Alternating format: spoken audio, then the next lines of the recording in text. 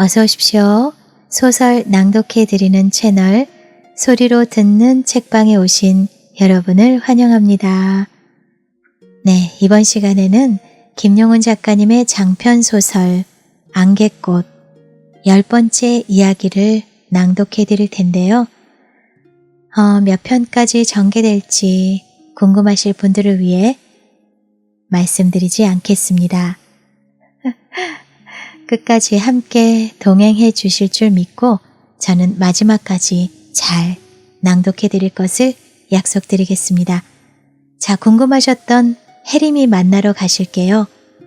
본문 낭독 시작하겠습니다.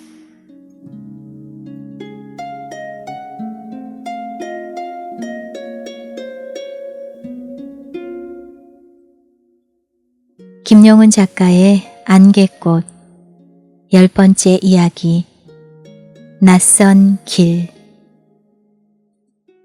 오후의 햇살은 따스했다. 감미로웠다.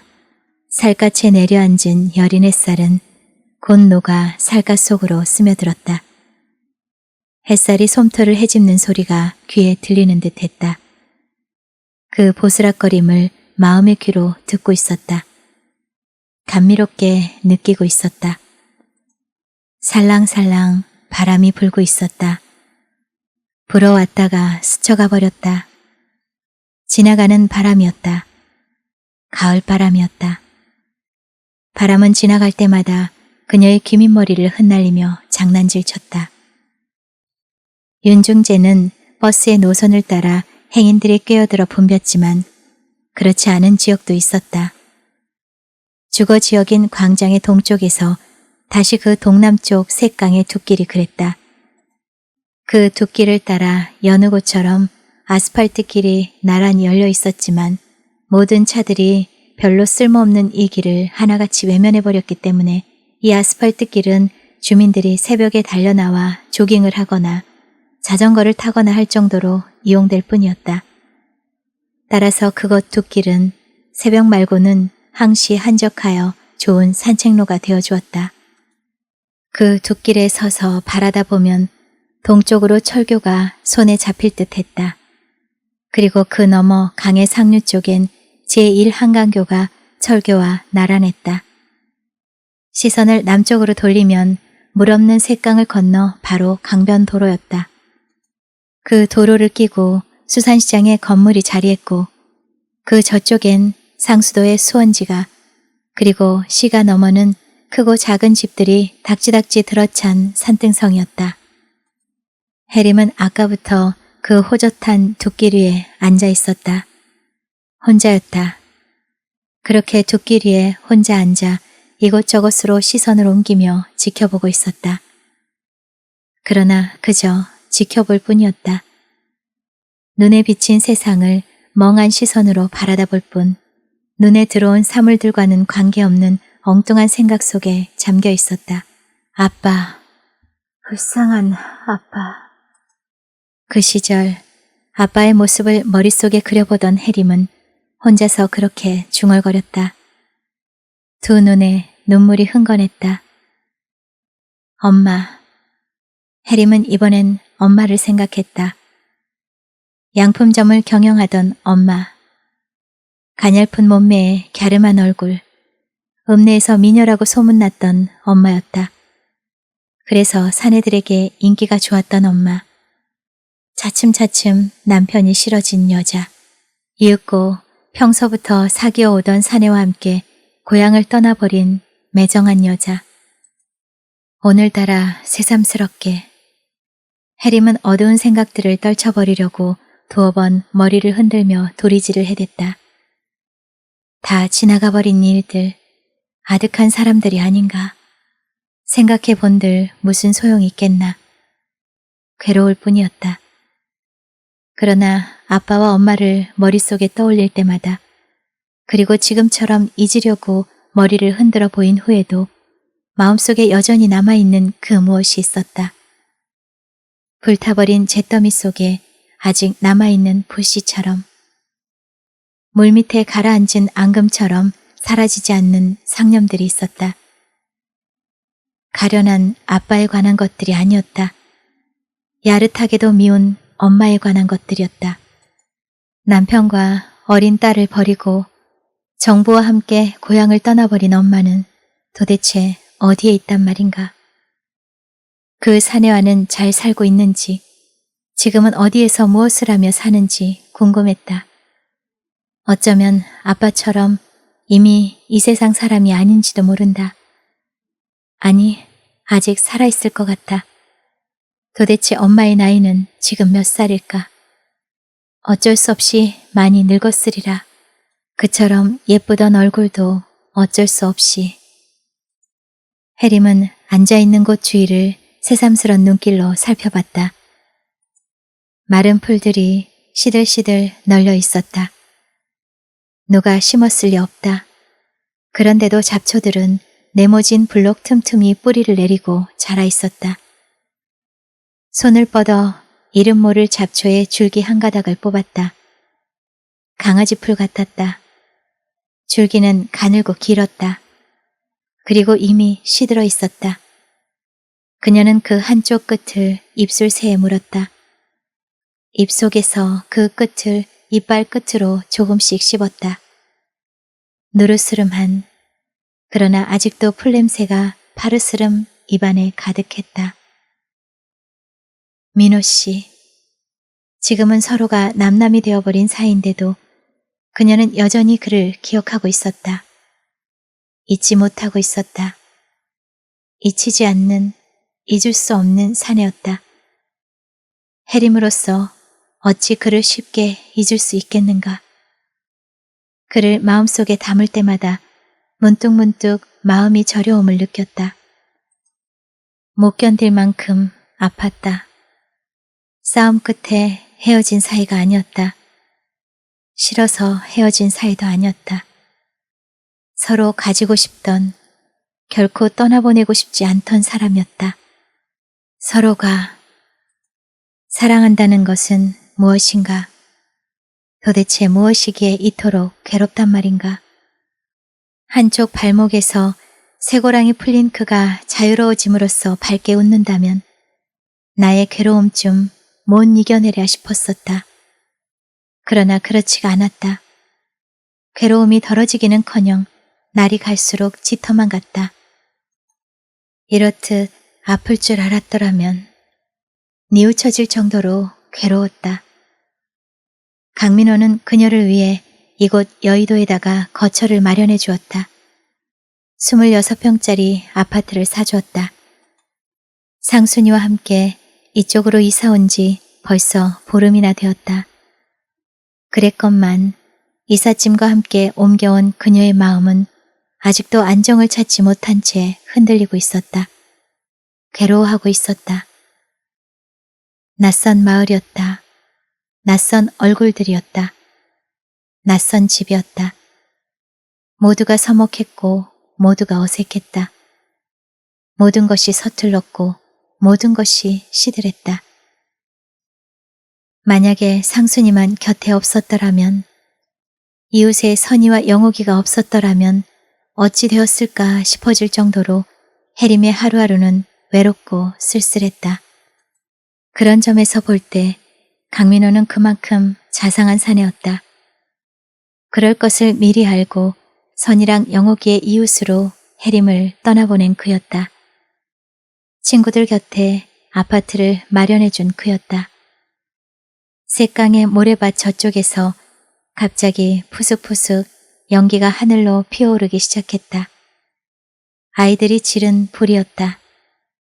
모래밭에 듬성듬성 시들어버린 마른 잡초들을 찾아다니며 아이들이 불장난을 하고 있었다.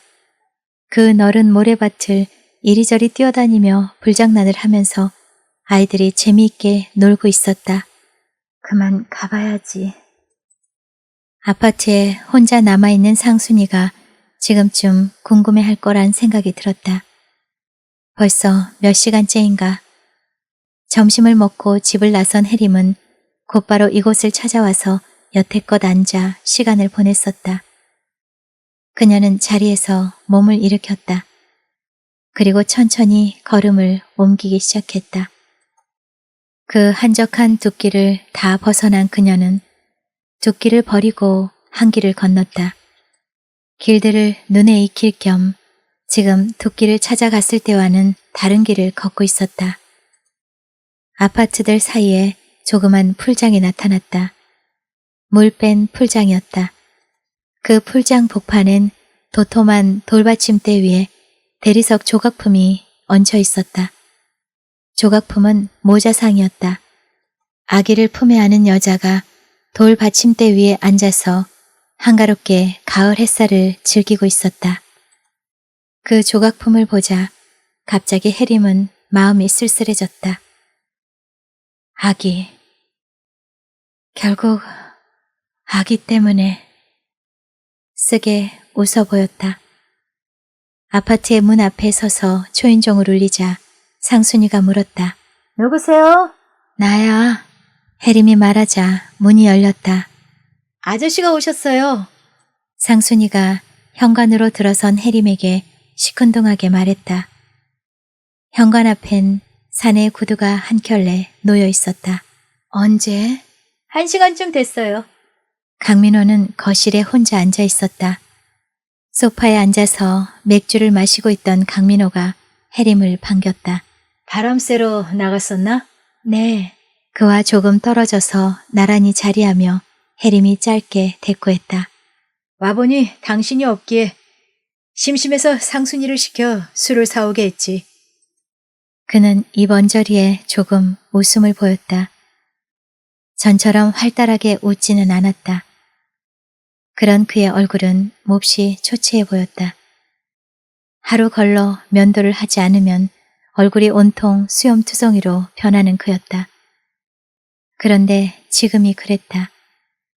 그는 보름 동안 거의 매일이다 싶을 만큼 자주 그녀를 찾아왔다. 오후에 때로는 아침나절에도 찾아오곤 했다. 그러던 그가 이번엔 사흘 만에야 모습을 드러낸 것이다. 표정이 몹시 피로해 보여요. 그녀의 말에 그가 대꾸했다. 그젯밤, 어젯밤, 이틀 밤을 계속해서 포금을 했더니 왜 그러셨어요? 그럴 수밖에. 참으셔야죠. 이미 당신에게 말했듯이 난 정명선 그 여자를 집안으로 들이지 않을 생각이야. 무슨 일이 있어도. 그러시면 되나요? 이럴 수도 저럴 수도. 솔직히 말해서 요즘은 그만 죽고만 싶어.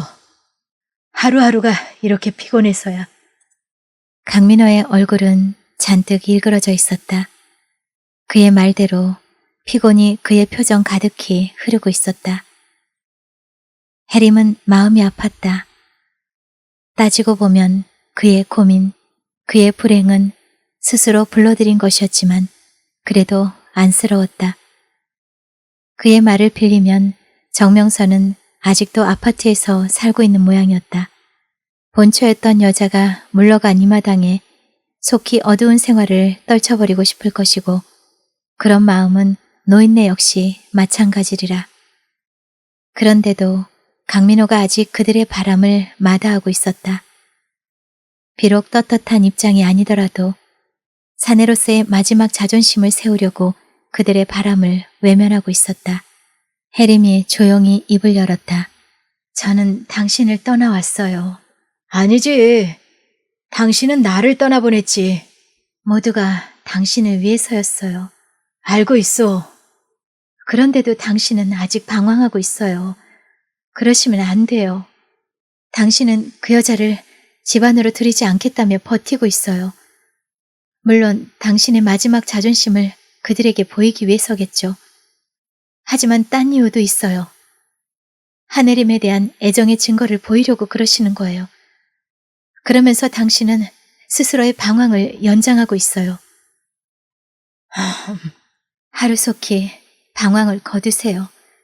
그래서 저로 하여금 떠나온 보람을 느끼게 해주세요. 그리고 해림은 머뭇거리다가 조금 차갑게 말을 이었다. 앞으로는 자주 들리지 마세요. 모두를 위해. 아예 찾아오지 마세요. 그 말 사실이요? 그가 이쪽으로 고개를 돌리며 말하자 해림은 두 눈을 꼭 감고 짧게 대꾸했다. 네. 작은 경련이 입 언저리를 스쳐갔다. 짧은 대꾸였지만 그녀로서는 참으로 힘겨운 말이었다. 괴로운 말이었다.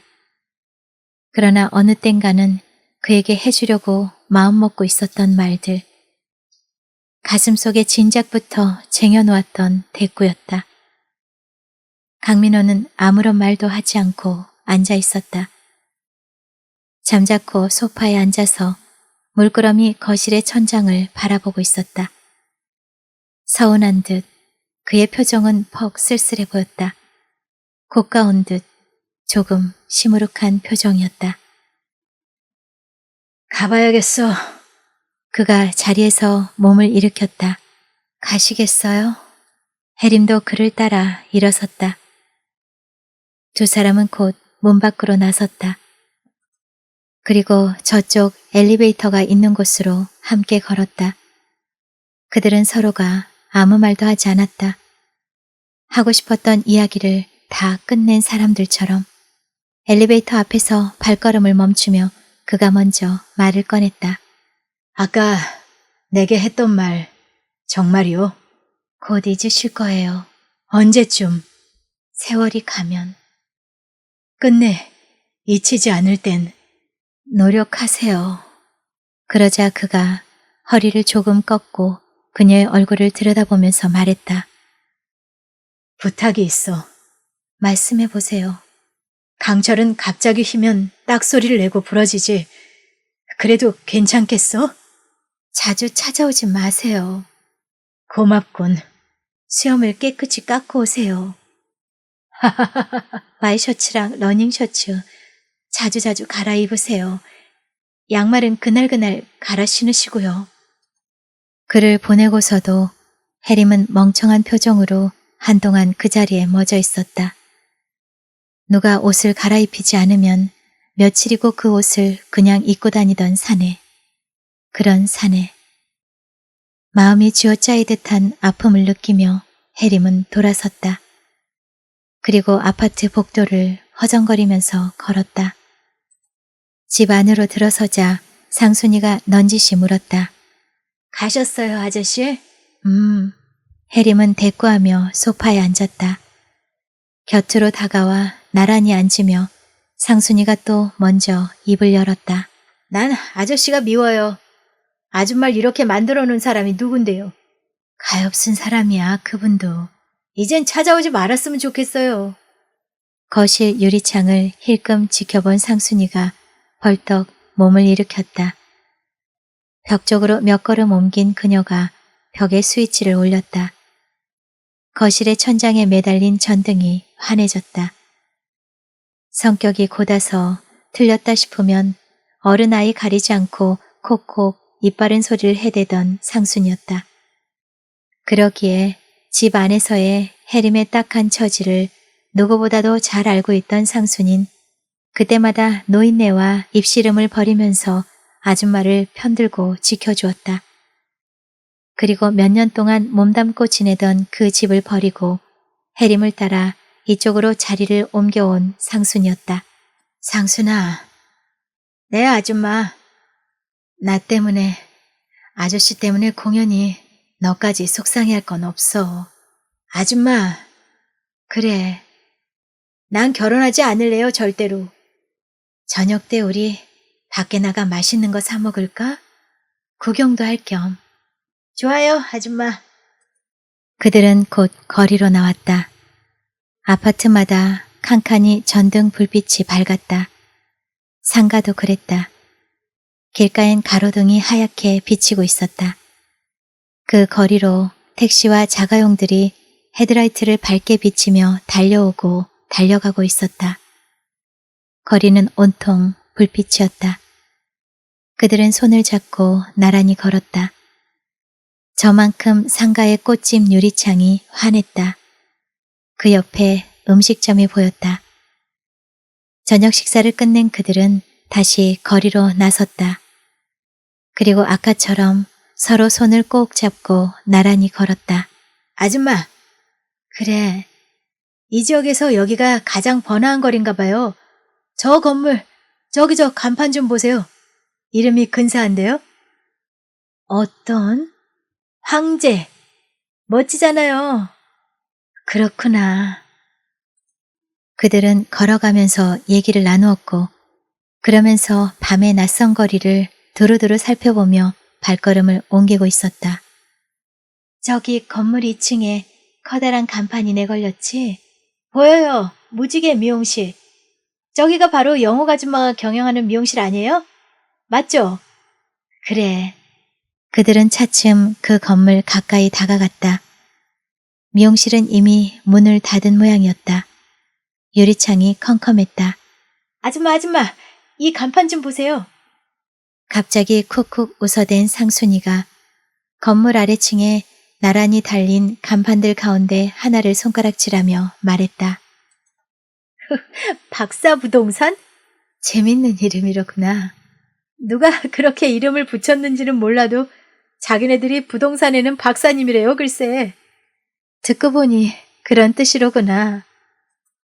그 사무실도 불이 꺼져 있었다. 그들은 다시 걷기 시작했다. 뚜렷한 방향도 없이 그저 걸었다. 밤거리에 군밤 장수가 눈에 띄었다. 아파트 단지의 입구에선 땅콩과 오징어가 얹힌 작은 손쓸의 한쪽 편에서 밤을 구워 팔고 있었다. 낮에는 눈에 띄지 않던 장사꾼이었다. 그들은 갓 구워낸 군밤들 그리고 오징어와 땅콩도 한 옵을 사서 봉투에 담아들고 아파트로 돌아왔다. 그들은 거실의 소파에 나란히 앉아서 오징어와 땅콩을 씹으며 군밤을 까먹으면서 도란도란 얘기했다. 아줌마, 그래. 난 좋아 죽겠어요. 뭐가? 요즘 생활이요. 아줌마랑 둘이서 이렇게 마음 놓고 자유롭게. 안 그래요, 아줌마? 나도 그래. 어설프게 웃어 보인 해림은 자리에서 일어섰다. 여느 날보다도 몹시 피로했다. 그만 눕고 싶었다. 밤 화장을 끝내고 안방으로 들어서자 그동안 상순이가 방 안에다가 두 사람의 잠자리를 나란히 펴놓았다. 해림은 곧 자리에 몸을 눕혔다. 상순인 거실에서 텔레비전을 보며 좀 더 놀다가 잘 모양이었다. 상순인 전에도 자주 그랬다. 자리에 든 해림은 그러나 얼른 잠들지 못했다. 몸은 피로하면서도 의식은 아직 초롱했다. 오늘도 그럭저럭 하루가 지나갔다. 자고 나면 내일이었다. 그러나 내일은 또 어떻게 시간을 보낼 것인가? 모레는, 글피는. 무엇보다도 밤이면 허전해서 견딜 수가 없었다. 직장으로 출근한 강민호는 밤늦게 돌아오는 날도 많았다. 그러나 그는 집으로 돌아왔다. 외국에 가서 오래 떨어져 산 때도 있었지만 그래도 그때는 그들은 둘이 아닌 하나였다. 멀리 있는 사람, 항시 곁에 있는 사람이었다. 남이 아닌 어떤 끈으로 이어진 사람이었다. 그러나 지금은 자자, 그래 애써 잠들자, 그래서 모든 것을 잊자, 잠자는 동안만이라도. 다음날 아침 상순이가 주방에서 아침밥을 짓고 있을 때 거실에서 따르릉 전화벨이 울렸다. 선이었다. 혜림아, 아침밥 먹었나? 아직. 그나저나 요즘엔 혜림이 네가 부럽네. 왜? 집안일이라는 게 끝이 없네. 이 일 끝내면 저 일이, 그 일 끝내면 또 딴 일이. 하루 종일 쉴 틈이 없네. 가정부를 한 사람 들이지 그러니. 그렇잖아도 일이 벅차 오늘 아침부터 그랬다. 시간제로 일하는 여자다. 잘했다. 놀러 오느라. 그래. 전화를 끝낸 해림은 잠시 멍하게 앉아 있었다. 그러고 보니 선희를 만나본 지도 며칠이나 되었다. 선희는 깔끔하고 알뜰해서 집안일을 남의 손에 맡기지 못하는 성격이다. 그래서 남편과 아이들 뒷바라지하며 너른 아파트 청소와 집안일들을 여태껏 가정부의 도움 없이 힘겨워도 혼자서 꾸려왔다. 그런 선의임을 누구보다도 잘 알고 있는 혜림이기에 이쪽이 외롭다 해서 자주 찾아가 그쪽의 시간을 자꾸만 빼앗을 수도 없었다. 그녀가 영옥과 상미를 자주 만나려 하지 않는 이유도 비슷했다. 상순이와 함께 아침 식사를 끝낸 혜림은 1시간쯤 집에서 어물어물 보낸 후에야 선희를 찾아갔다. 남편은 회사에, 아이들은 학교에 가고 아파트엔 선희와 중년의 파출부 뿐이었다. 빨래를 하고 있는 파출부와는 달리 나름대로 자잘한 주방 일을 하고 있던 선희는 일손을 멈추고 혜림을 거실의 소파로 끌고 갔다. 그동안 얼굴이 좀 야였네. 혜림의 두 손을 마주 잡은 채 소파에 앉으며 선희가 대뜸 그렇게 안쓰러워했다. 여이기는 혜림아, 그래 마음이 가라앉자면 아직 멀었겠지만 그래도 얼른 가라앉히기 위해 뭘 좀 해보렴. 서예나 그림 같은 거 아니면 꽃꽂이라도. 아직은 그럴 만한 마음의 여유가 없어. 아니면 가게를 열어보든지. 가게를? 조금 놀란 시선으로 혜림이 바라보자 선희가 차분한 어조로 말했다. 어쩌냐게 영옥이가 잠깐 우리 집에 들렀었다. 가게 문 닫고 집으로 돌아가는 길이라면서 그냥 속상해서 들렀다더구나. 영옥이에게 무슨 일이라도? 그 가시나 오나가나 가게 때문이다. 너도 알다시피 그 애가 어디 큰 돈 쥐고 있었나.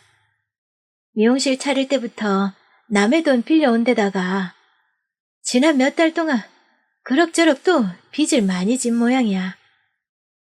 가게세, 각종 세금에, 종업원들 월급에, 물건 재료값에. 그런데 그게 어려웠나 봐.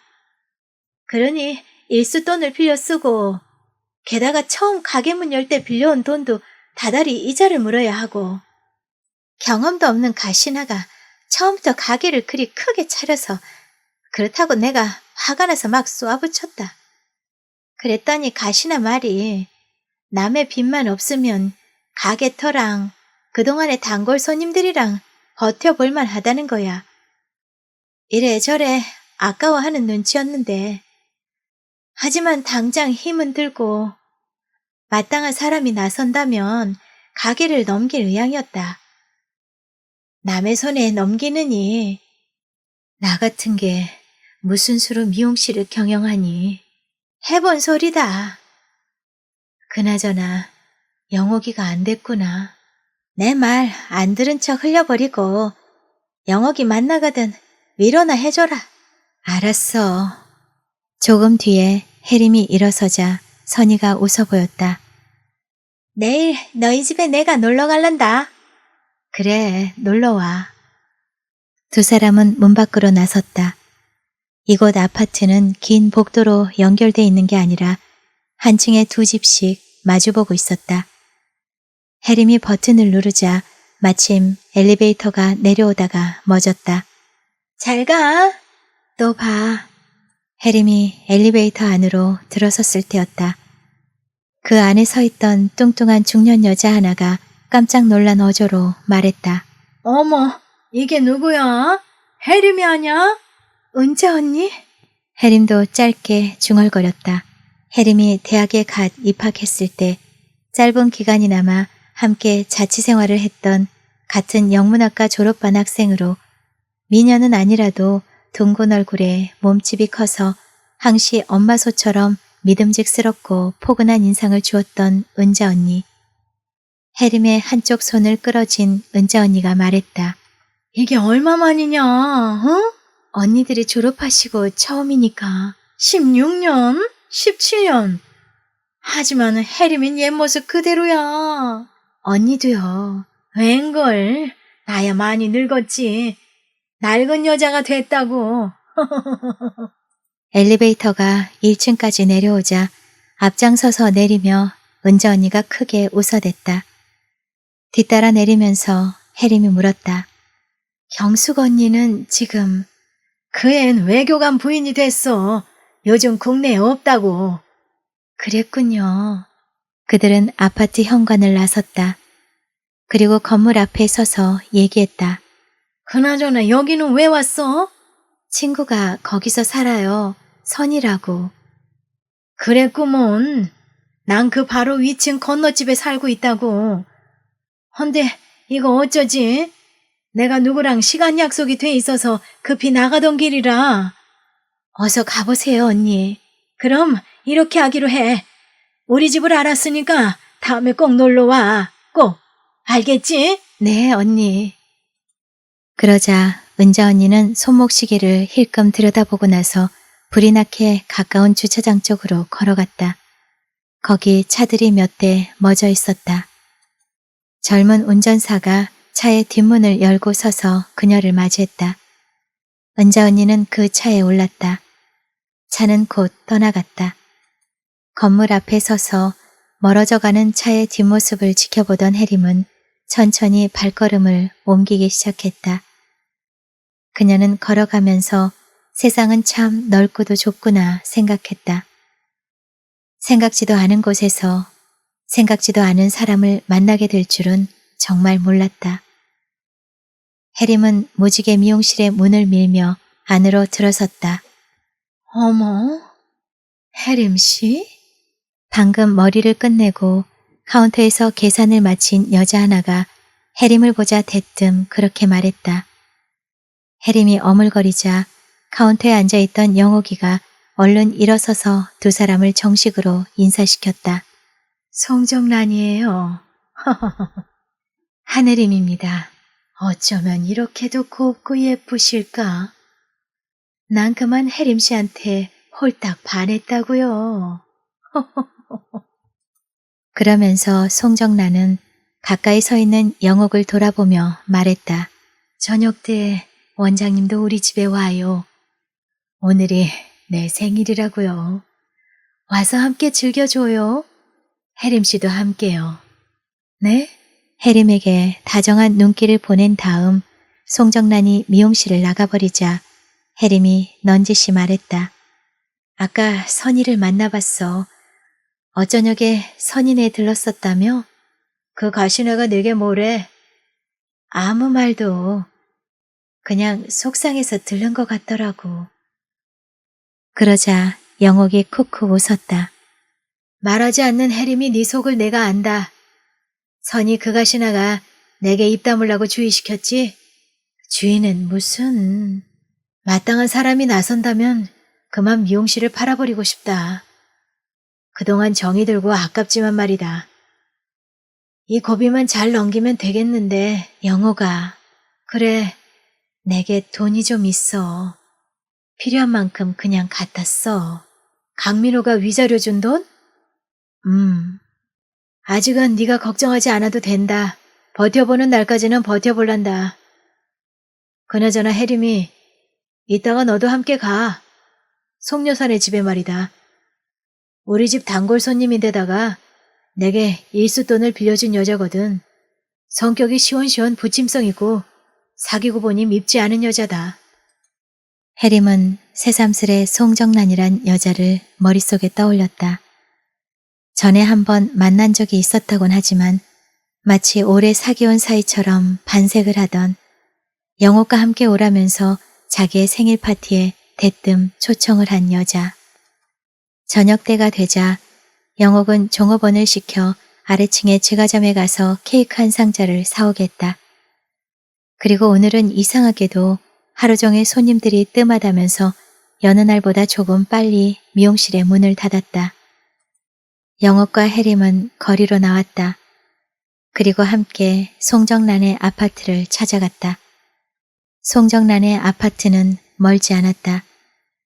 그들이 아파트를 찾아들자 40여 평 넓은 집 안에는 이미 앞서 온 손님들로 떠들썩했다. 방마다 손님들이 가득했다. 거실도 마찬가지였다. 모두가 여자들이었지만 저쪽 안채의 방에서는 남자들의 웃음소리가 높았다.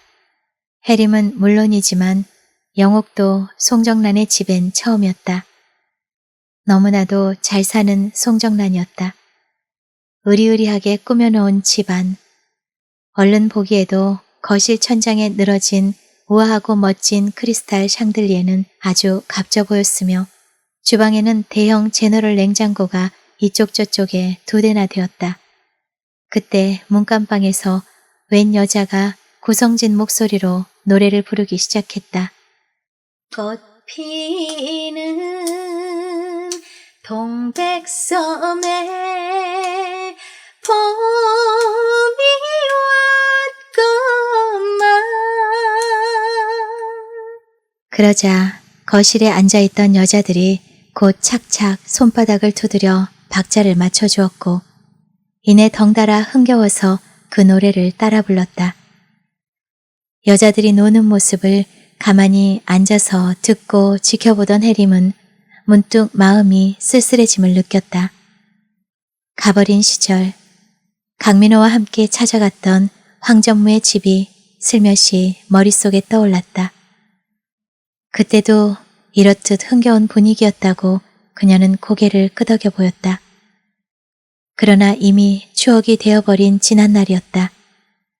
그때 그 장소가 아니었다. 모인 사람들도 달랐다. 더구나 강민호는 곁에 없었다. 아무리 두 눈을 크게 뜨고 살펴봐도 주위에 없었다. 혜림아, 옆에 앉아있던 영옥이 불렀다. 혜림이 흠칫해 보이며 나직이 대꾸했다. 네 표정이 안 좋다. 왜지?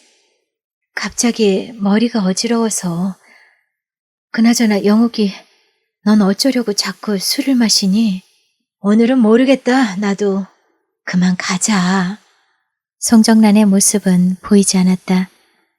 그녀의 목소리도 들리지 않았다. 그녀는 집안에 바글거리는 손님들, 노랫소리, 웃음소리에 묻혀버린 듯 싶었다. 그런 그녀를 굳이 찾아내어 가겠다는 인사를 건넨다는 것이 오히려 쑥스러운 짓 같아서 슬며시 몸을 일으킨 영옥과 혜림은 살짝 그 아파트를 나섰다. 영옥은 웬일인지 몹시 침울한 표정이었다. 혜림도 마찬가지였다. 엘리베이터에 올라 아래층으로 내려와 건물을 벗어날 때까지 그들은 입을 열지 않았다. 그들은 나란히 걸었다. 갑자기 헤드라이트가 앞에서 번쩍거리며 점점 이쪽으로 다가오다가 바로 가까이에서 멎었다. 택시였다. 대학생인 듯 싶은 젊은이 하나가 차에서 내리더니 아파트의 또 하나의 출입구 속으로 사라져버렸다. 저 차를 타고 가렴.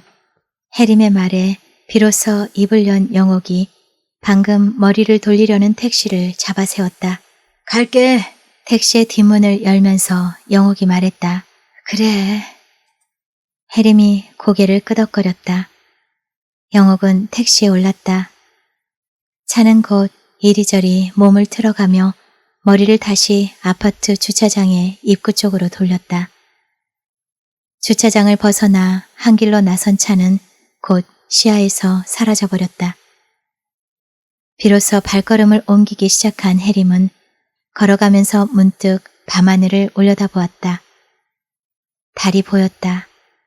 둥근 달이 아닌 조금 이지러진 달이었다. 그러나 달은 밝지 않았다. 구름 낀 하늘이 아닌데도 왠지 밝아 보이지 않았다.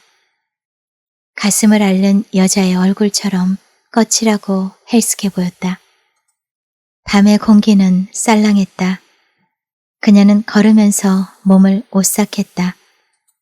겨울은 아직 멀었건만 어디선가 겨울이 오는 소리가 들리는 듯 했다.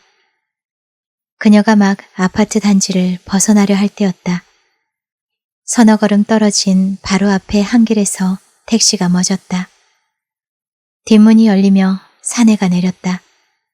택시는 다시 떠나가고 키 큰 사내는 이쪽으로 발걸음을 옮겼다. 한 걸음쯤 옆으로 지나치던 그 사내가 갑자기 발을 멈추었다.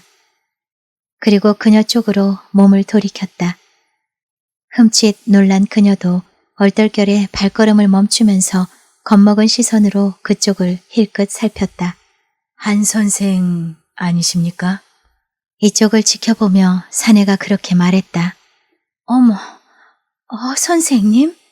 그는 허준이었다. 허준. 그 사람이 틀림없었다. 해림은 가슴이 팔딱팔딱 뛰었다. 더는 어떤 말도 입 밖으로 나오지 않았다. 그저 머뭇거리며 서 있을 뿐이었다. 허준이 나직한 어조로 물었다. 어디 다녀오시는 길입니까? 그의 물음에 겨우 마음을 다잡은 해림이 말했다. 아는 집에. 이쪽에 한 선생이 아는 집이 있었습니까? 네. 그녀는 그저 대꾸했다. 그곳이 누구의 집이며 왜 그곳을 찾아갔는지에 대해서는 말하지 않았다. 그럴 필요를 느끼지 않았고 또 굳이 말하고 싶지도 않았다. 허준도 더는 캐묻지 않았다. 그는 지금 형님 댁에서 오는 길이었다. 저녁 나절에 형수에게 전화가 왔다. 어머님이 도련님을 찾는다는 것이었다.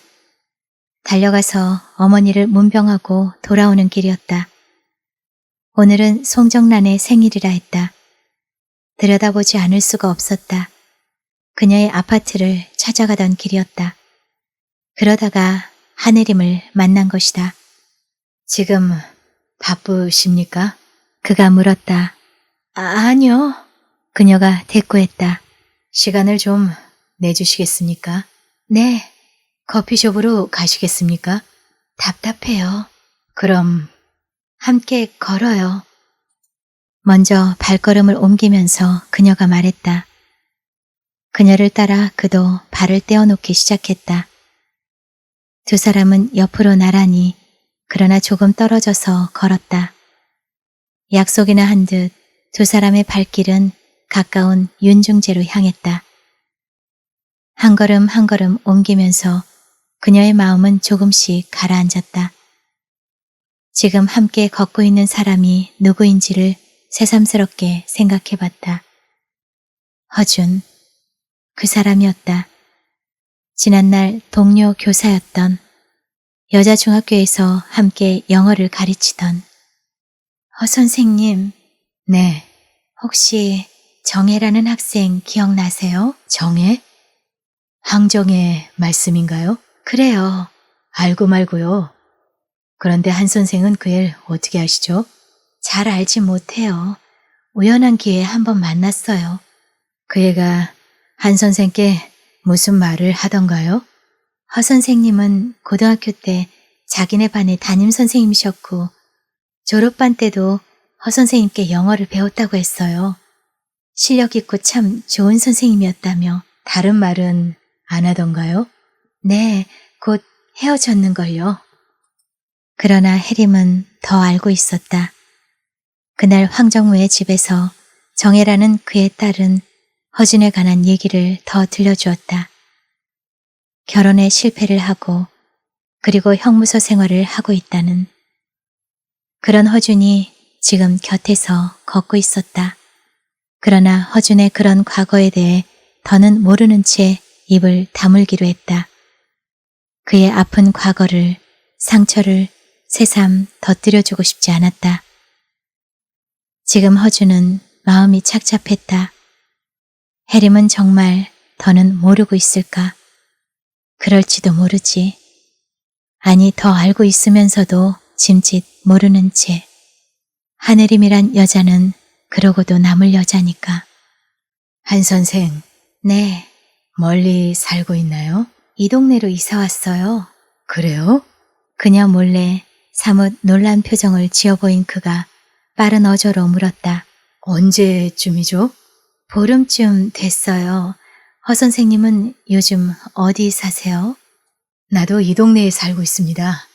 그러셨군요. 이어 그녀가 넌지시 물었다.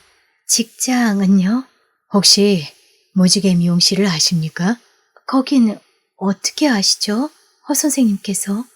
어차피 알게 될 텐데 그 아래층에 있는 사무실에. 그러면 그 미용실의 원장도 알고 계신가요? 조금. 그러자 해림은 초조해진 어조로 거듭 물었다. 어느 정도로 알고 계신가요? 이웃이니까 만나면 서로 인사를 나누는 정도로. 그렇겠군요. 비로소 마음이 놓인 해림은 가볍게 한숨을 내쉬었다. 밤 공기가 쌀랑했지만 이마엔 식은땀이 촉촉했다. 그러나 차츰 해림의 마음은 뒤숭숭해졌다. 정말일까? 이웃이니까 만나면 서로 인사를 나누는 정도일까? 아니면 영옥이가 공연히 쓸데없는 말을, 나의 지나온 길을 다 알고 있으면서도 그는 모르는 체하고, 항시 빙산처럼 과묵하던 지금도 그런 모습의 허준이니까. 어느새 두 사람은 윤중제의 남쪽 길로 접어들었다. 물 없는 샛강을 건너 밤의 강변도로 위로 헤드라이트를 뿌려가면서 차들이 싱싱 내달리고 있었다. 그리고 어디선가 쿠르르릉 쇠붙이 소리가 무겁게 요란하게 울려오고 있었다. 강의 상류 쪽에서였다. 창마다 환하게 불을 밝힌 열차가 손에 잡힐 듯한 철교 위를 지나고 있었다. 남으로 가는 밤 열차였다. 낮에도 한적한 둑길은 텅 비어 있었다. 그들 두 사람뿐이었다. 그리고 밤바람이 차가운 둑길엔 하얀 달빛뿐이었다. 해림은 잠깐 걸음을 멈추고 서서 밤하늘을 올려다봤다. 드넓은 하늘엔 달뿐이었다. 달은 아까보다도 사뭇 밝았다. 아파트 마당에서 볼 때와는 달랐다. 더 싱그러운 달빛이었다. 한 선생, 그가 담뱃불을 붙였다. 네. 다시 발걸음을 옮기면서 그녀가 대꾸했다. 그날을 기억하고 있는지 모르겠습니다. 어느 날 말씀인데요? 한 선생이 학교를 관두기 사흘 전, 학교에 종강식이 있던 날. 눈이 많이 내리던 날이었어요. 그렇죠. 오후에 그랬죠. 너른 운동장, 잿빛의 하늘, 하얀 눈송이들. 지금은 달빛이네요. 한 선생, 이젠 선생이 아니에요. 상관없습니다. 그가 빠르게 말을 이었다. 지금도 궁금한 것은 학교를 아주 떠나가면서 한 선생의 마음은 어땠을까 하는. 새삼스럽게 그런 질문은 안 하시는 게 좋아요. 미안합니다. 밤바람이 자꾸 차가워진다고 해림은 느꼈다. 지금쯤 아파트에 혼자 남아있을 상순이가 몹시 궁금히 여길 거라고 생각했다. 그만 돌아가야지 생각하며 해림은 슬며시 발걸음을 되돌렸다.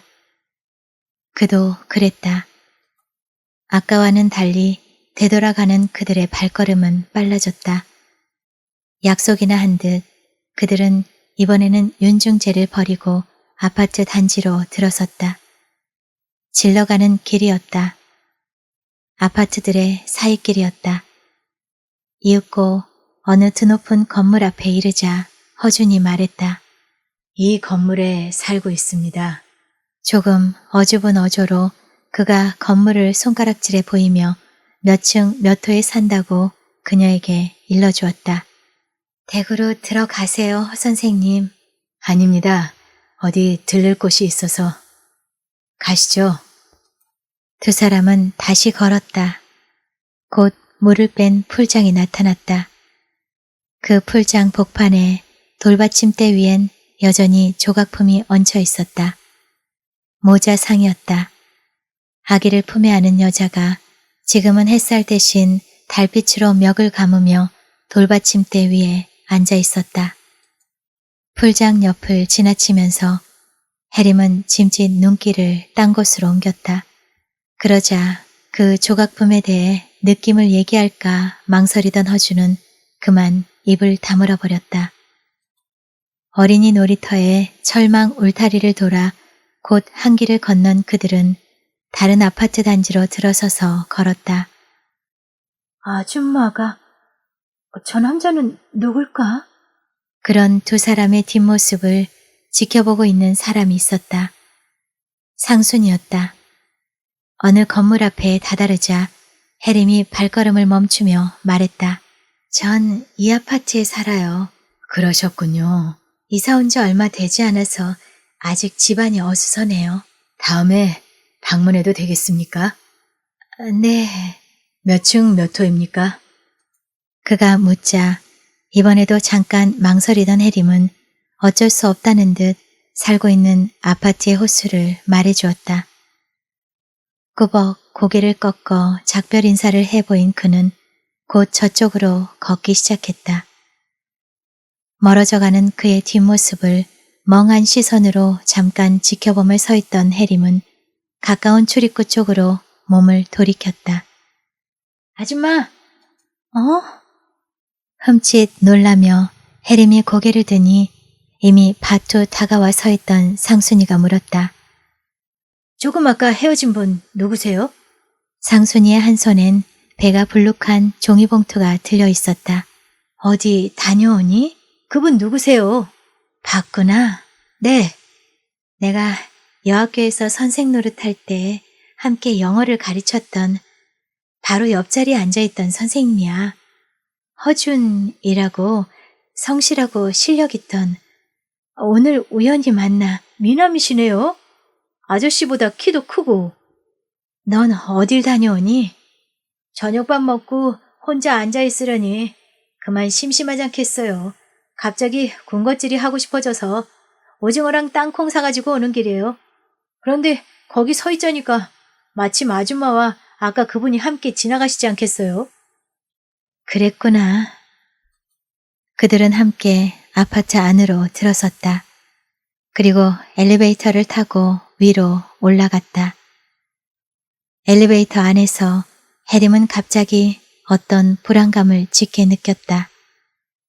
오늘 하루의 만남들이 의식에 가득했다. 선희, 은자 언니, 송정란, 영옥, 허준. 특히 은자 언니, 허준을 만나다니. 그것도 하루 동안에 서툰 길, 낯선 길을 걷다가 내일은 또 누구를 만날 것인지. 그런 느낌은 집 안에 들어와서도 그리고 얼마 후에 잠자리에 들어서도 마찬가지였다. 이곳으로 이사를 온 후로 쭉 그랬지만 그러나 오늘 밤엔 여느 날보다 그 농도가 더욱 짙었다. 자정이 가까운 시각이었다. 거실에서 갑자기 전화벨 소리가 요란했다. 해림은 겁이 났다. 하루 종일 나름대로 피곤했던지 상순인 가늘게 코를 골아가며 옆에서 자고 있었다. 혜림 씨, 미안해요. 놀라셨을 거예요. 나 송정란이에요. 어머, 밤늦게 웬일이세요? 상대방이 느닷없는 송정란이라는 사실이 그녀를 더욱 놀라게 당황하게 만들어주었다. 송정란이 흥얼거렸다. 난 지금 술 취했어요. 하지만 말 못할 정도로 취하진 않았다고요. 손님들은 다 돌아갔어요. 그러자 갑자기 허전하고 쓸쓸해져서. 그나저나 혜림 씨, 말씀하세요. 앞으로 친구가 돼요. 네? 많이 취하신 것 같아요. 다음날 얘기 나누기로. 미안해요, 혜림 씨. 그런데 어떻게 우리 집 전화번호를... 송정란이 재미있다는 듯이 말했다. 차차 혜림 씨도 알게 되겠지만 이곳 여의도엔 아파트도 많고 상가도 많고 그리고 사람들도 많다고요.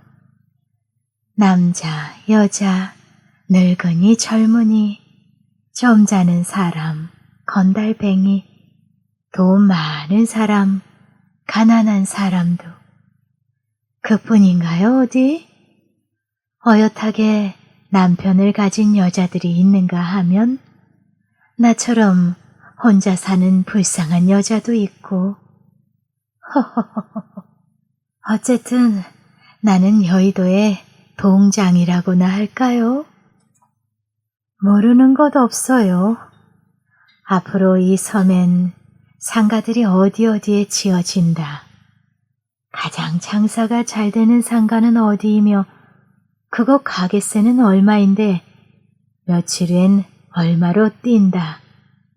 술집들, 복덕방들, 미용실들, 음식점들의 주인이 누군데 어떤 사람이라는 것까지. 도대체 우리 집 전화번호는 어떻게? 한여사 댁 이웃에 나랑 친한 여자가 살고 있다고요. 영자 엄마라고 외제 물건들을 취급하는 여잔데 한여사가 이사 오던 날 영자 엄마가 그걸 눈여겨봤던 모양이에요. 곱고 예쁜 저 여잔 몇 호로 이사를 오지? 그렇게 말이에요. 아까 혜림 씨가 원장과 함께 우리 집에 왔을 때 영자 엄마님이 저쪽 방에 앉아 있었어요. 화장실을 가다가 거실에 앉아있는 혜림 씨를 봤다면서 영자 엄마가 내게 귀뜸을 해주지 않겠어요, 글쎄. 이웃에 사는 분이라면서요. 문득 혜림 씨 생각이 나기에 상가 안내 책자를 뒤적거려 봤다고요. 그 책자 안에는 이 지역의 모든 아파트, 그 한 집 한 집의 전화번호가 다 담겨 있다고요. 친절하게도. 그랬군요. 혜림은 비로소 마음이 놓였다. 행여 송정란이 이쪽의 가정사정까지 알고 있지 않나 해서 사뭇 불안했었다. 혜림 씨? 네, 아깐 왜 그렇게 일찍 갔어요? 그럴 일이 있어서 죄송했습니다. 죄송하긴. 우리 집에 자주 놀러 오세요. 네? 놀러 오고 놀러 가고. 난 외로운 여자라고요. 친구가 많은 것 같으면서도 없는. 참, 내 정신 좀 봐. 밤늦게 너무 실례했어요.